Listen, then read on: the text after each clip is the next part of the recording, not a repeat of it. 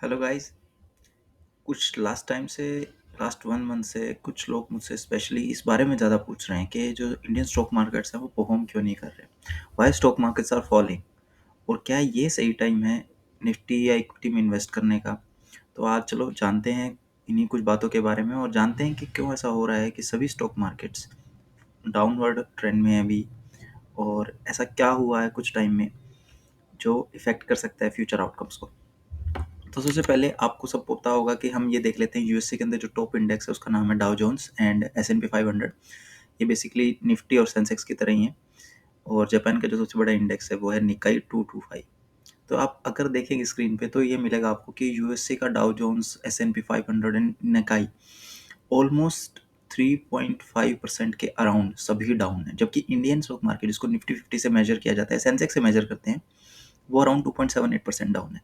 It means India अभी भी USA या फिर जापान जैसी बड़ी इकोनॉमी से कम अफेक्टेड है। इसका कुछ रीज़न है।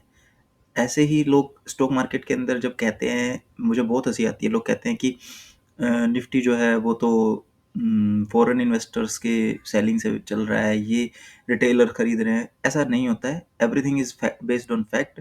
There might be a divergence, but अभी इस करंट फॉल का कुछ रीज़न है जो कि हम आगे जाके डिस्कस करेंगे। तो सबसे पहला जो रीज़न है, आप सबने सुना होगा, न्यूज़ में पढ़ा होगा, यूएसए और रशिया का टेंशन। अभी अभी रिसेंट में यूएसए और रशिया एक दूसरे के खिलाफ काफ़ी टेंशन में आ गए हैं। कुछ टाइम पहले यूएसए और चाइना का इसी प्रकार से टेंशन चल रहा था। तो बेसिकली ये सब पॉलिटिकल गिमिक्स होते हैं, या कह सकते हो, या बीच बीच में इस प्रकार की पॉलिटिकल टेंशन्स आएंगी, और उस दौरान स्टॉक मार्केट का फ्लक्चुएशन नॉर्मल बात होती है, बिकॉज दोनों ही कंट्रियां सुपर पावर्स है। अगर इन दोनों कंट्रियों के अंदर कोई भी परेशानी होती है तो आउटकम के अंदर आप देखेंगे कि उनसे जो अदर इकोनॉमी से वो भी इफेक्ट होंगे, बिकॉज हम ग्लोबल वर्ल्ड में रहते हैं, हर इकोनॉमी एक दूसरे से कनेक्ट रहती है। तो देखते हैं ऐसा क्या है जिस वजह से इस टेंशन से हमें थोड़ा सा घबराना चाहिए या नहीं घबराना चाहिए। Let's see. सबसे पहले देखते हैं कि जो अमेरिका है, अमेरिका जो है वो वर्ल्ड में बिगेस्ट इकोनॉमी है आज के दिन। और उसको सबसे ज़्यादा क्या चाहिए होगा, अगर कोई इकोनॉमी की बात करें, अगर कोई उसे ग्रो करना है तो उसे सबसे ज़्यादा क्या चाहिए होता है, ऑयल एंड एनर्जी। तो बेसिकली ऑयल नीड जो है, अमेरिका भी अपने लिए सेल्फ सफिशिएंट प्रोड्यूस नहीं कर पाता है। तो आप देखेंगे कि ऑयल और या फिर कहें हम petroleum including crude oil import जो अमेरिका करता है उसमें 52% कनाडा से करता है, 11% मैक्सिको से, और 7% रशिया से, 7% सऊदी अरेबिया और 4% कोलंबिया। आप अगर ध्यान से देखेंगे तो बेसिकली ज़्यादातर कंट्रियां तो इसकी नॉर्थ और साउथ अमेरिका के अंदर ही सेटल्ड हैं। बट अगर आप देखोगे रशिया, जो कि अमेरिका का एक दुश्मन जो लोग सोचते हैं, उससे भी ये 7% अपना ऑयल इंपोर्ट करता है। इसका मतलब क्या है कि अगर अमेरिका और रशिया के बीच में कोई भी टेंशन होती है तो बेसिकली ऐसा तो है नहीं कि हम दुश्मनी भी कर लेंगे और हम ऑयल भी एक दूसरे को बेचेंगे। ऑब्वियस बात है, अगर अमेरिका रशिया पे अटैक करता है तो रशिया उसको ऑयल बेचने से मना कर सकता है। तो ये एक फैक्ट हुआ। सेकंड फैक्ट हुआ कि सेम ऐसा ही रशिया अगर इफेक्ट होता है तो रशिया का आउटकम जो है चाइना पर भी काफ़ी ज़्यादा पड़ता है। अगर आप देखेंगे कि चाइना जो है पिछले कितने सालों से ऑयल का जो ट्रेड करता आ रहा है, पहले रशिया से चाइना जब ट्रेड करता था तो ऑयल में वो फोर्थ रैंक पे आता था। सऊदी अरेबिया, अंगोला, ईरान, इनसे ये टॉप प्रायोरिटी रखता था। धीरे धीरे रशिया जो है लेडर चढ़ता गया, 2010-14 में भी फोर्थ पे था। 2015 से 19 के दौरान रशिया टॉप सेलर था ऑयल का चाइना के लिए।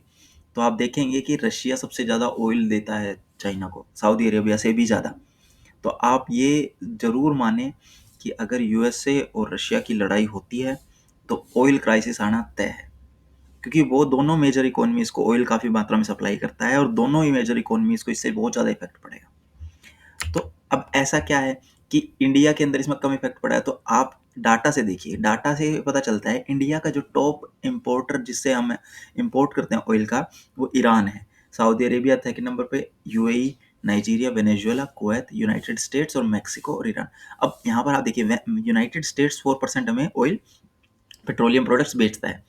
पर आप मानेंगे पिछले दोनों जो स्लाइड्स मैंने आपको दिखाई, चाइना और यूएसए की, उन दोनों के अंदर आप देखेंगे कि वो more than 7% and second one is more than 15% अपना ऑयल इम्पोर्ट जो है इन दोनों रशिया से करते हैं। तो वो डायरेक्टली इन्वॉल्व है रशिया से, बट हम इनडायरेक्टली इन्वॉल्व हो जाते हैं कहीं ना कहीं ग्लोबल इकोनॉमी होने की वजह से। तो इंडिया को इस वजह से थोड़ा सा कम प्रॉब्लम है, बिकॉज अदर इकोनॉमीज जो है, ईरान पहले से ही यूएसए की टेंशन से जूझ चुका है, तो इसमें और बुरा कुछ नहीं हो सकता। सऊदी अरेबिया कंटिन्यूसली हर कंट्री को ऑयल बेच रहा है, यूएई के साथ भी ऐसा है, नाइजीरिया अफ्रीका कॉन्टिनेंट की है। तो इस प्रकार से हम देखें कि हमारी जो ऑयल मिक्स है, हम किन कंट्रीज से ऑयल लेते हैं, उस पर हमारी डिपेंडेंसी जो है रशिया के साइड या यूएसए से हमें कम है। अब आप देखेंगे कि अगर यूएसए और रशिया के अंदर वॉर होता है, लेट्स सपोज इंडिया, तो बात की बात करते हैं, लेकिन यूएसए और रशिया में वॉर होता है और वहाँ पे सैंक्शंस लगा देता है, तो ऐसा क्या होगा? तो ऑब्वियस बात है, जो ऑयल था कुछ टाइम पहले $60 था, इस टेंशन की वजह से वो ऑयल के रेट बढ़ गए हैं, क्योंकि लोगों को ये डर है कि अगर अमेरिका के ने रशिया के ऊपर हमला किया, वॉर के अंदर आपको पता है डिस्ट्रक्शन होता है, तो अगर डिस्ट्रक्शन हुआ तो हमें ऑटोमेटिकली ऑयल प्राइसेस बढ़ जाएंगे। और ऑयल जो है वो किसी भी डेवलपिंग इकोनॉमी के लिए सबसे मेजर फ्यूल है ग्रो करने के लिए, या डेवलप्ड इकोनॉमीज के लिए भी, बिकॉज हमारी जो इलेक्ट्रिसिटी जनरेशन है या फिर ट्रांसपोर्टेशन है, लॉजिस्टिक्स है, बड़े शिप्स है, कंटेनर्स है, सब कुछ ऑयल पर ही रन करता है। तो अभी जो करंट प्राइस चल रहा है $91.5 है, मेरी एक्सपेक्टेशन क्या कहती है कि अगर ये टेंशन ऐसे ही कंटिन्यू हुई तो ऑयल के प्राइसेस $105 तक भी चले जाएंगे। तो अगर $105 जाएंगे तो उससे क्या फर्क पड़ेगा हमको? उससे ऑटोमेटिकली इन्फ्लेशन जो है वो बढ़ जाएगी। इन्फ्लेशन बढ़ने से जो कंपनीज की सेल्स है वो तो बेसिक बढ़ जाएगी।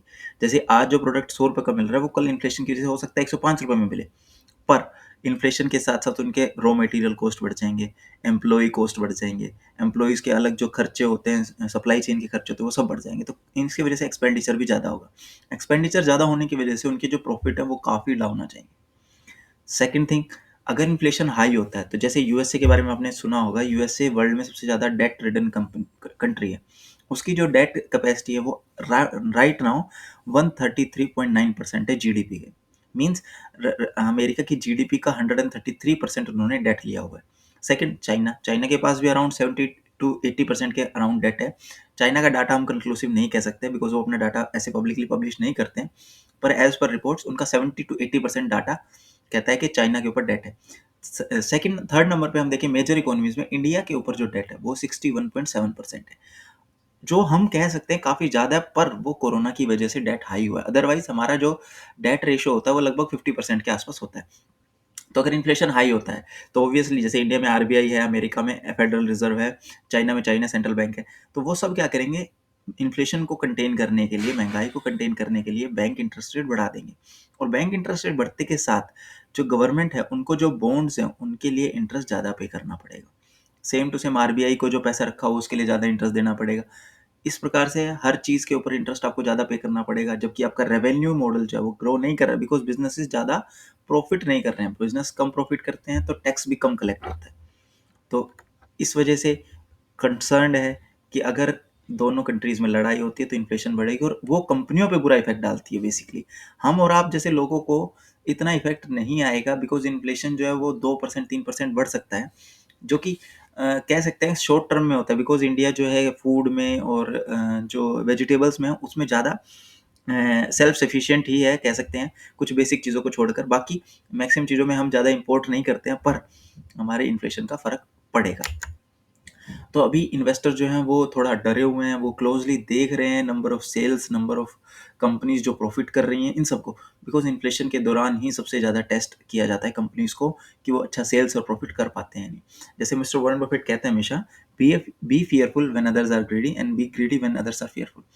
तो आप जी जानते हैं सारा वर्ल्ड एक दूसरे से कनेक्टेड है। इंडिया चाइना से कनेक्टेड है, चाइना अमेरिका से कनेक्टेड है, अमेरिका रशिया से कनेक्टेड है।